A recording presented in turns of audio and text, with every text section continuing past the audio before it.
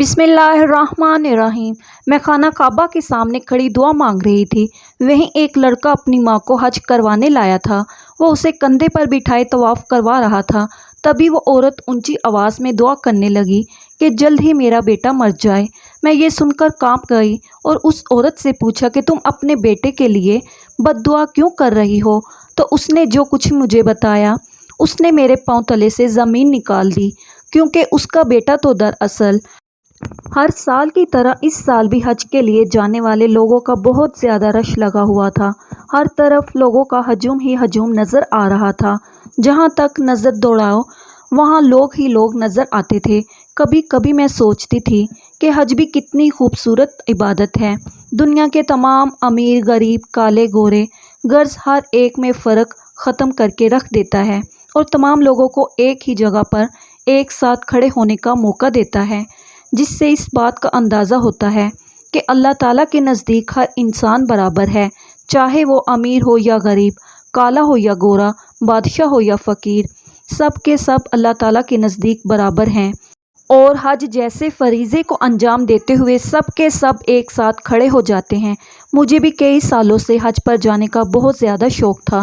دل تڑپتا تھا کہ کب موقع ملے اور میں حج کے لیے جاؤں، لیکن وہاں تک جانے کے لیے میرے پاس اتنے وسائل نہیں تھے۔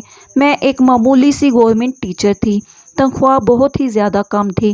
بہت کوشش کرتی کہ بچت کر لوں، لیکن پورے گھر کی ذمہ داری میرے ہی کاندھوں پر تھی۔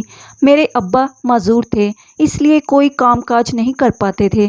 گھر میں بہن بھائیوں میں سب سے بڑی میں ہی تھی۔ چھوٹی عمر سے ہی گھر کا خرچہ اٹھانا شروع کر دیا تھا۔ پہلے میں اپنی پڑھائی کے ساتھ ساتھ ادھر ادھر نوکری وغیرہ کرتی، بہت سے اسکولوں میں بھی پڑھایا، اور جب میری پڑھائی مکمل ہو گئی پھر میں نے ایک گورنمنٹ اسکول میں جاب کرنا شروع کر دی۔ معمولی سی تنخواہ دے رہے تھے۔ معمولی اس لیے کیونکہ ایک تو مجھے پورے گھر کا خرچہ اٹھانا تھا اور دوسرا ہر گزرتے دن کے ساتھ مہنگائی اتنی بڑھتی جا رہی تھی کہ جتنے بھی پیسے ملتے کم لگتے تھے، لیکن گزارا تو کرنا ہی تھا۔ ساتھ میں گھر پر محلے کے بچوں کو ٹیوشن بھی پڑھایا کرتی تھی۔ میرے باقی بہن بھائی بھی پڑھ رہے تھے۔ میری خواہش تھی کہ پڑھ لکھ کر وہ بھی اپنے پیروں پر کھڑے ہو جائیں۔ اماں چاہتی تھی کہ اب میری شادی کی تیاریاں شروع کر دی جائیں، کیونکہ میری عمر ہو رہی تھی، مگر وہ اس بات سے بھی پریشان تھیں کہ گھر کا خرچہ میں ہی اٹھاتی ہوں، شادی کے بعد کس طرح سے یہ سب ہوگا۔ میں بھی اس بات کو لے کر ہر وقت ٹینشن میں رہتی تھی۔ اماں سے میں نے کہہ دیا تھا کہ جب تک میرے بہن بھائیوں میں سے کوئی اس قابل نہیں بن جاتا کہ وہ اپنے پاؤں پر کھڑا ہو سکے اور اس گھر کا خرچہ چلا سکے، تب تک آپ میرے لیے رشتے دیکھنا بند کر دیں، میں تب تک شادی نہیں کر سکتی۔ اماں کہنے لگی کہ اگر میں نے وقت پر تمہاری شادی نہیں کی تھی تو کوئی بھی رشتہ نہیں ملے گا۔ ویسے بھی ہر کوئی مجھ سے یہی پوچھتا ہے کہ آپ اپنی بیٹی کی شادی کب کریں گے۔ لوگوں کو لگتا ہے کہ ہم تمہارا پیسہ کھانے کے لیے جان بوجھ کر تمہیں گھر پر بٹھائے ہوئے ہیں، لیکن حقیقت کیا ہے اس سے کوئی بھی واقف نہیں ہے۔ میں نے اماں سے کہا کہ آپ لوگوں کی باتوں پر دھیان دینا چھوڑ دیں۔ لوگوں کا کام تو باتیں کرنا ہی ہے، کوئی بھی کبھی ہماری مدد کے لیے آگے نہیں بڑھا ہے۔ میرا گھر میری ذمہ داری ہے اور آپ سب کوئی غیر نہیں ہیں، میرے اپنے ہیں، تو میں آپ سب کے اوپر بوجھ کیسے ہوں اور آپ لوگ میرا فائدہ کیسے اٹھا سکتے ہیں؟ آپ لوگوں کی باتوں کو مت سنا کریں۔ مجھے خوشی ملتی ہے اپنے گھر کا خرچہ اٹھا کر اور اپنے گھر کے لیے محنت کر کے۔ دوسروں کو ہمارے گھر کے حالات کبھی بھی سمجھ نہیں آ سکتے۔ جب تک ابا جان ٹھیک تھے تب تک تو وہ اچھے سے گھر چلا رہے تھے نا۔ میرے سمجھانے پر اماں نے کہا کہ ٹھیک ہے، لیکن تمہارے لیے رشتے تو ڈھونڈنا ہی پڑیں گے۔ ابھی منگنی کر دیتے ہیں اور بعد میں شادی کر دیں گے۔ میں نے اماں سے کہا کہ کوئی بھی اتنی دیر انتظار نہیں کرتا ہے، آپ پریشان نہ ہوں، جب شادی ہونی ہوگی اس وقت ہو جائے گی۔ ہو سکتا ہے کہ ابھی شادی ہونا میرے حق میں بہتر نہ ہو۔ میں نے اماں کو تو کسی نہ کسی طرح سے منا لیا تھا، لیکن محلے اور دیگر لوگ جو مجھے جانتے تھے جہاں پہ مجھے دیکھتے اسی موضوع کو لے کر بیٹھ جاتے تھے۔ اگلے سال میں پورے 25 سال کی ہونے والی تھی اور اب تک میری شادی نہیں ہوئی تھی۔ لوگ اسی بات کو لے کر ایسے پریشان ہو رہے تھے جیسے اس دنیا میں اور کوئی مسئلہ ہی نہ رہا ہو۔ پہلے تو میں लोगों की बातों पर कुछ भी नहीं कहती थी। फिर मैंने बहस करना शुरू कर दी। आहिस्ता आहिस्ता मुझे उनकी आदत पड़ गई और मैं आगे से सिर्फ मुस्कुरा देती। मुझे ये समझ नहीं आती थी कि सब लोग शादी को उम्र से क्यों मशरूत करते हैं, हालांकि शादी कोई बच्चों का खेल नहीं है। वैसे भी मेरा मानना था कि हमारे मुआशरे में शादी इसलिए नहीं करवाई जाती कि ये एक सुन्नत है, बल्कि इसलिए करवाई जाती है कि ये एक रस्म है। वाकई में हमने इसे रस्म बनाकर रख दिया है। अगर हम इसे सुन्नत समझ कर ही करते तो सारी गैर शरई हरकतें और रस्में हम अपनी शादियों में ना करते। ये एक ऐसी कड़वी हकीकत है जिसे सुनकर कोई भी बर्दाश्त नहीं कर पाता। आजकल शादियों में तो नाच गाना आम हो गया है। लगता ही नहीं कि हम मुसलमान हैं और शादी हमारे दीन में एक सुन्नत है। लोगों के दोहरे मेयार को देख देख कर तो मेरा दिल ही डूब गया था। इसलिए मैं किसी से ज़्यादा बातचीत भी नहीं करती थी, ना ही अपने घर के मसाइल वगैरह किसी से शेयर करती थी। जो भी बात होती थी अपने तक रखती थी और अपने हर मसले को खुद ही हल करने की कोशिश करती थी। बाकी सब तो मेरी ज़िंदगी में ठीक ही चल रहा था, लेकिन अम्मा की परेशानी वहीं की वहीं थी। अब भी वो मुझे कहती थी कि कम से कम मंगनी ही कर लो, फिर शादी कर लेना, मगर मैं मना कर देती। मेरा सारा ध्यान अपने बहन भाइयों के मुस्तकबिल को बेहतर बनाने पर था। लेकिन फिर एक दिन अम्मा ने मुझे अपने पास बिठाया और कहा कि देखो बेटा, मैं तुम्हारे लिए अब रिश्ते ढूंढना शुरू कर रही हूँ। अब तुम मुझे मज़ीद इनकार नहीं कर सकती। ये कहकर उन्होंने रिश्ते करवाने वाली को फ़ोन किया और उससे कहा कि अब मेरी बेटी के लिए रिश्ते ढूंढना शुरू कर दो। और बहुत से रिश्ते देखने के बाद अम्मा को एक रिश्ता समझ में आया तो अम्मा ने उन्हें हमारे घर पर बुला लिया। वो अकेला आदमी था, उसके माँ बाप नहीं थे, अकेला ही रहता था और अब शादी के लिए लड़की ढूंढ रहा था। अम्मा ने उसके सामने अपने हालात साफ साफ बता दिए और कहा कि हमारी बेटी ही इस घर का खर्चा चलाती है, या तो तुम अभी मगनी कर लो और कुछ साल बाद शादी कर लेना, जब तक मेरे कोई और बच्चे कमाने के काबिल हो जाएं, या फिर उसे शादी के बाद भी नौकरी करने की इजाज़त दे दो ताकि वो हमारे घर का खर्चा उठा सके। देखो बेटा, तुम्हें ये बात बहुत ही अजीब लग रही होगी और तुम्हें लग रहा होगा कि हम अपनी बेटी की कमाई खाना चाहते हैं, लेकिन ऐसा नहीं है। मेरे शोहर माजूर हैं और मुझे भी कोई हुनर नहीं आता। बच्चे छोटे हैं, हम में से कोई भी कमा नहीं सकता। मेरी बेटी ही है जो कमा रही है। वो इंसान बहुत ही अच्छा लग रहा था।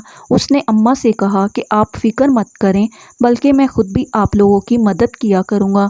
यूँ अम्मा ने उस रिश्ते को पसंद करके रिश्ता भी पक्का कर दिया था। मुझे भी वो रिश्ता पसंद आया था। एक दो बार मैंने उससे बात भी की। वो बहुत ही सुलझे हुए इंसान लग रहे थे। यूँ हमारी शादी की तारीख भी पक्की कर दी गई। 2 महीने बाद ही हमारी शादी थी। इतनी जल्दी ऐसा हुआ था कि मुझे यकीन ही नहीं आ रहा था।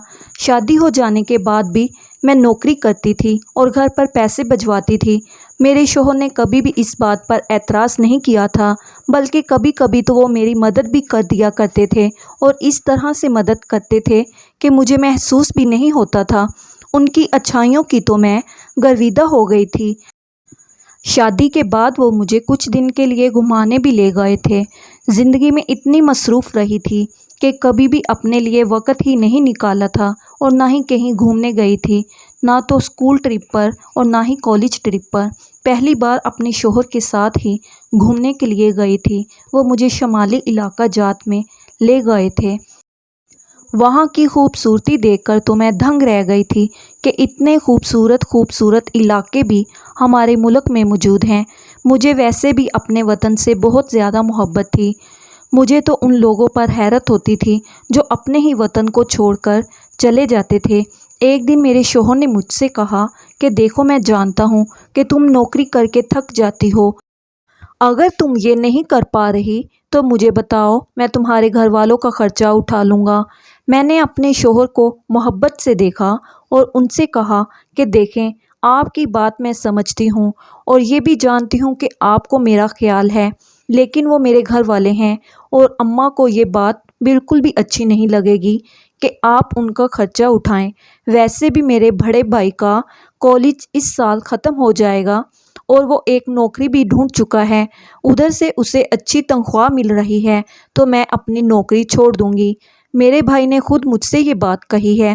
میرے شوہر یہ سن کر خوش ہو گئے اور کہنے لگے، یہ بہت ہی اچھی بات ہے، ورنہ تمہاری اماں بھی ہمیشہ اس بات پر پریشان رہتی ہیں کہ تم کما کما کر دے رہی ہو، لیکن مجھے تم سے حد سے زیادہ پیار ہے۔ تم جس طرح سے اپنے گھر والوں کا خیال رکھتی ہو، میری زندگی میں ایک نعمت بن کر آئی ہو۔ اپنے شوہر کی محبت پر تو میری آنکھیں بھیگ گئیں۔ پھر کچھ عرصے بعد جب میرے بھائی نے نوکری کرنا شروع کر دی اور مجھے تسلی ہو گئی کہ گھر کا خرچہ آرام سے چل سکتا ہے، تو میں نے اپنی نوکری چھوڑ دی۔ اب میں پورا وقت گھر پر رہتی اور گھر کے کام کاج کرتی۔ مجھے بہت سی کتابیں پڑھنے کا شوق تھا۔ اپنے اس شوق کو پورا کرنے کے لیے میں نے بہت سی کتابیں خریدی اور فارغ وقت میں بیٹھ کر پڑھنے لگی۔ ان سے مجھے بہت کچھ سیکھنے کو ملا تھا۔ ایک دن میرے شوہر نے صبح آفس جانے سے پہلے مجھ سے کہا کہ میں تمہیں آج ایک سرپرائز دوں گا، تم یقیناً بہت زیادہ خوش ہو جاؤ گی۔ میں حیران ہوئی کہ آخر وہ مجھے کون سا سرپرائز دینا چاہتے ہیں، ایسی کیا بات ہو سکتی ہے۔ پورا دن میں اسی بارے میں سوچتی رہی۔ مجھے بے تابی سے انتظار تھا کہ کب شام کو آفس سے آئیں گے اور مجھے سرپرائز کے بارے میں بتائیں گے۔ جب شام ہوئی تو میرے شوہر واپس آئے۔ میں فوراً ان کے پاس آئی، انہیں پانی وغیرہ دیا، پھر ان سے پوچھا کہ آپ نے مجھے کہا تھا کہ مجھے کوئی سرپرائز دیں گے، اب بتائیں نا کون سا سرپرائز تھا۔ میں پورا دن اسی بارے میں سوچتی رہی۔ یہ سن کر وہ ہنس پڑے اور کہنے لگے کہ تم بھی کتنی پاگل ہو، بچوں کی طرح چھوٹی چھوٹی چیز پر خوش ہو جاتی ہو۔ اچھا دیکھو، تم ہمیشہ سے حج پر جانا چاہتی تھی نا، تو میری کمپنی نے کچھ لوگوں کو چنا ہے جو اس سال کمپنی کی طرف سے حج پر جائیں گے۔ سارا خرچہ کمپنی ہی اٹھائے گی اور ان لوگوں میں میرا بھی نام آیا ہے۔ اب تیاری کر لو، ہم جلد ہی حج کے لیے جائیں گے۔ یہ سن کر میری تو خوشی کی انتہا نہ رہی۔ اتنے سالوں کا خواب اب سچا ہونے جا رہا تھا۔ میں نے اللہ تعالیٰ کا بے حد شکر ادا کیا کہ اس نے ایک وسیلہ بنا دیا۔ میں نے کبھی سوچا بھی نہیں تھا کہ مجھے ایسا موقع ملے گا۔ میں اور میرے شوہر ہم دونوں ہی بہت زیادہ خوش تھے اور بار بار اللہ تعالیٰ کا شکر ادا کر رہے تھے کہ اس نے ہمیں ایسی سعادت سے نوازا۔ میں نے جلدی تیاریاں کرنا شروع کر دی۔ اماں کو بھی فون کر کے بتا دیا کہ ہم حج کرنے جائیں گے۔ وہ بھی سن کر بہت زیادہ خوش ہوئیں اور دعائیں دینے لگیں۔ جانے سے پہلے میں اماں ابا سے ملنے کے لیے آ گئی۔ ابا بار بار رو رہے تھے اور کہہ رہے تھے، میری بہت خواہش تھی کہ میں بھی حج پر جاؤں۔ میں نے ابا سے کہا کہ آپ اچھی امید رکھیں، ایک دن آپ کو بھی موقع ملے گا، میں آپ کے لیے بہت دعائیں کروں گی۔ سب سے مل کر ہم لوگ ایئرپورٹ کے لیے نکل گئے۔ مجھ سے تو اپنے جذبات سنبھالے ہی نہیں جا رہے تھے۔ جب ہم سعودی عرب میں پہنچے تو خوشی کے مارے میری آنکھوں سے آنسو نکل رہے تھے۔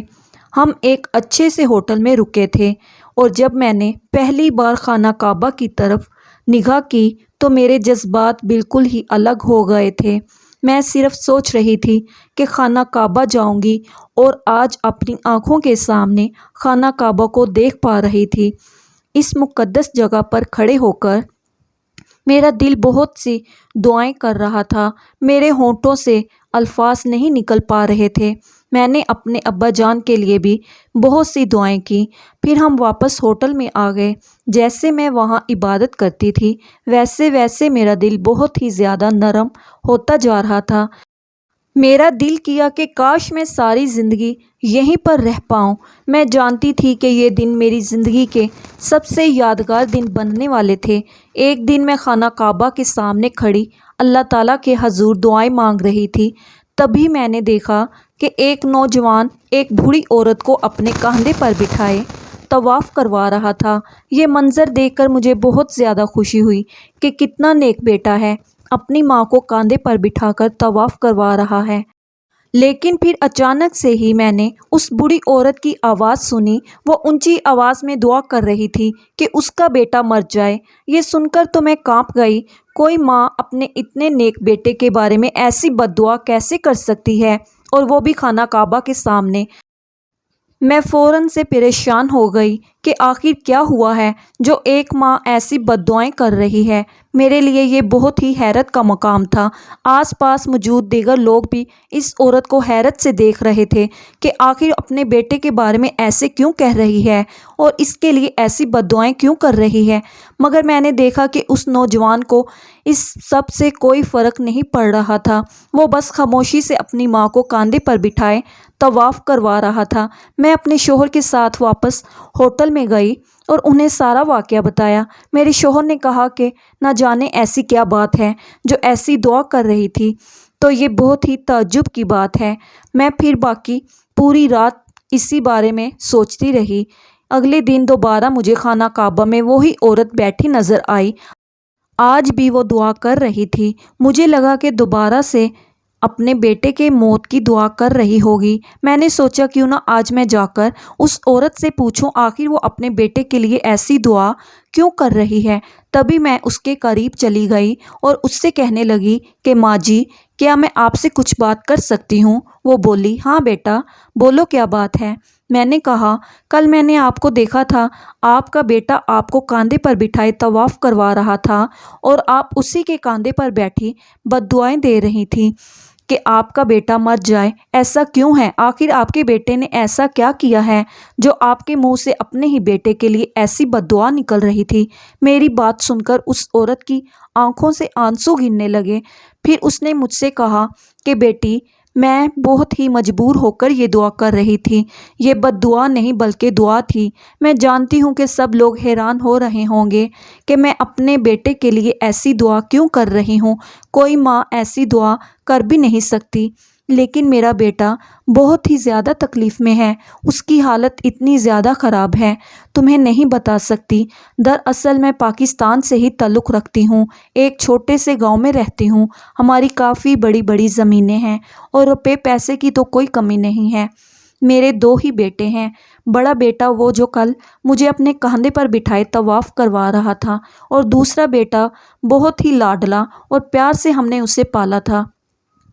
ایک دن گاؤں میں کھیلتے کھیلتے وہ گر گیا اور اسے چوٹ لگ گئی، خون زیادہ بہہ گیا تو ہم اسے ہسپتال لے گئے۔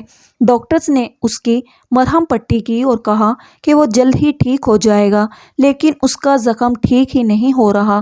مسلسل علاج کروانے کا بھی کوئی فرق نظر نہیں آ رہا۔ میرا بیٹا جو ہنستا کھیلتا بھاگتا دوڑتا اچانک سے بستر سے لگ گیا۔ ہم نے اچھے سے اچھے ڈاکٹرز کو دکھایا، لیکن کوئی بھی اس کی بیماری کو سمجھ نہیں پا رہا تھا۔ نہ تو وہ چل پھر سکتا تھا اور نہ ہی کچھ بول پاتا، اور اس کی ٹانگ پر آنے والا زخم اتنا بڑا ہو گیا کہ پوری ٹانگ کاٹنی پڑی۔ ایسی عجیب بیماری اس کے جسم میں داخل ہو گئی جسے ڈاکٹرز بھی سمجھ نہیں پا رہے ہیں۔ اس بیماری کی وجہ سے وہ پوری رات درد سے تڑپتا اور چلاتا رہتا ہے۔ ہم سب نے بہت دم کروایا، علاج کروایا، کوئی فائدہ نہیں ہوا۔ میرا بیٹا اتنی تکلیف میں ہے، میں اس کی چیخیں اور تڑپ دیکھ کر بے بس سا محسوس کرنے لگتی ہوں۔ میرا دل پھٹنے کو آتا ہے تو میں اللہ تعالیٰ سے دعا کرتی کہ میری جان لے لے اور اسے بخش دے، اس کو صحت یابی عطا کر دے، لیکن اب تک وہ ٹھیک نہیں ہوا۔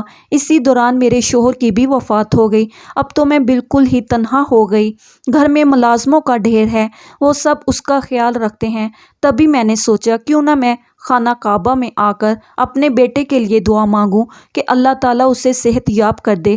جب میں یہاں آئی اور اس کے لیے دعا مانگی، اور اسی رات مجھے گاؤں سے ملازم کا فون آیا کہ وہ بہت ہی زیادہ تکلیف میں ہے، اتنا تڑپ رہا ہے کہ اس سے بہتر تو اسے موت لگ رہی ہے۔ میری حالت پھر سے خراب ہو گئی۔ پھر میں نے اپنا جی کڑا کیا اور اپنے بڑے بیٹے سے کہا کہ مجھے خانہ کعبہ کے پاس لے جاؤ، میں وہاں جا کر دعا کروں گی کہ اگر اس کے لیے موت بہتر ہے تو اللہ تعالیٰ اسے موت دے دے، لیکن اس تکلیف سے اسے نجات مل جائے۔ دیکھو ماں ہوں اور ایسی دعا کر رہی ہوں، اپنی ہی سگی اولاد کے لیے میرا دل کتنا تڑپ رہا ہوگا یہ صرف میں ہی جانتی ہوں، لیکن میں کیا کروں، میں مجبور ہوں۔ اس عورت کی داستان سن کر میری آنکھوں سے بھی آنسو نکل گئے کہ کوئی ماں اپنے سامنے اپنی اولاد کو اتنی تڑپ اور تکلیف میں کیسے دیکھ سکتی ہے۔ میں نے اس عورت کو سمجھایا کہ تم امید کا دامن مت چھوڑو اور اپنے بیٹے کے لیے ایسی دعا مت کرو، بس اس کی صحت یابی کی دعا کرو، دیکھنا وہ جلد ہی بالکل ٹھیک ہو جائے گا۔ پھر میں نے جتنے دن تک وہاں رہی روزانہ اس بوڑھی عورت سے ملتی اور اسے تسلی دیتی اور خود بھی اس کے بیٹے کی صحت یابی کے لیے دعا کرتی۔ جب ہم یہاں سے واپس پاکستان آنے لگے تو اس عورت نے کہا کہ تم مجھ سے میرا فون نمبر لے لو اور مجھ سے رابطے میں رہنا، ہو سکتا ہے کبھی ہماری ملاقات ہو جائے۔ تم نے میرا بہت ساتھ دیا ہے اور مجھے بہت حوصلہ دیا ہے اور مجھے امید دی ہے۔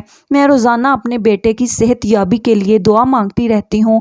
اور پھر ہم لوگ واپس پاکستان آ گئے۔ پاکستان آ کر میں اس عورت کے بارے میں اکثر سوچا کرتی تھی کہ نہ جانے اس کا بیٹا کیسا ہوگا۔ جب سے ہم واپس آئے تھے اس نے ایک بار بھی رابطہ نہیں کیا تھا۔ میری بھی ہمت نہیں ہوئی کہ میں خود سے رابطہ کروں، کیا پتہ اسے یہ بات اچھی نہ لگے۔ کچھ دن گزر جانے کے بعد مجھے پتہ چلا کہ میں امید سے ہوں۔ مجھے اور میرے شوہر کو جب یہ بات پتہ چلی تو ہم دونوں خوشی سے پھولے نہ سما رہے تھے۔ انہی دنوں میرے موبائل پر ایک انجان نمبر سے کال آنے لگی۔ میں نے کال اٹھائی تو پتہ چلا کہ دوسری طرف وہی بوڑھی عورت تھی جو مجھے خانہ کعبہ میں ملی تھی۔ اس کی آواز سن کر تو میں فوراً خوش ہو گئی اور اس سے کہنے لگی کہ آپ کا بیٹا اب کیسا ہے؟ اس عورت کی آواز سے مجھے خوشی محسوس ہو رہی تھی۔ اس نے مجھے بتایا کہ جب میں حج سے واپس آئی اور گھر میں اپنے بیٹے کو دیکھا تو مجھے پہلے سے کافی بہتر لگ رہا تھا اور نہ جانے کس طرح سے اس کی بیماری ختم ہوتی گئی اور اب وہ بالکل ٹھیک ہے اور اپنے پاؤں پر بھی کھڑا ہو پا رہا ہے، اسے تکلیف بھی نہیں ہوتی۔ ڈاکٹرز کا کہنا ہے کہ یہ تو معجزہ ہوا ہے، کچھ ہی وقت وہ مکمل طور پر ٹھیک ہو جائے گا۔ میں نے تمہارا شکریہ ادا کرنے کے لیے کال کی تھی کہ تم اس دن اگر مجھے امید نہ دلاتی تو شاید میں اپنے بیٹے کو کھو چکی ہوتی۔ اس کی بات سن کر میں نے کہا ایسی کوئی بات نہیں ہے، ہمیں کبھی بھی مایوس نہیں ہونا چاہیے اور اللہ تعالیٰ سے ہمیشہ اچھے کی امید کرنی چاہیے۔ یہ کہہ کر میں نے فون رکھ دیا اور بیٹھ کر سوچنے لگی کہ کبھی کبھی ہم انسان کتنے مایوس ہو جاتے ہیں اور خود کو بہت ہی بے بس محسوس کرنے لگتے ہیں۔ اگر ایسے وقت میں ہم اللہ تعالیٰ پر بھروسہ رکھیں تو کوئی نہ کوئی معجزہ ضرور ہوتا ہے۔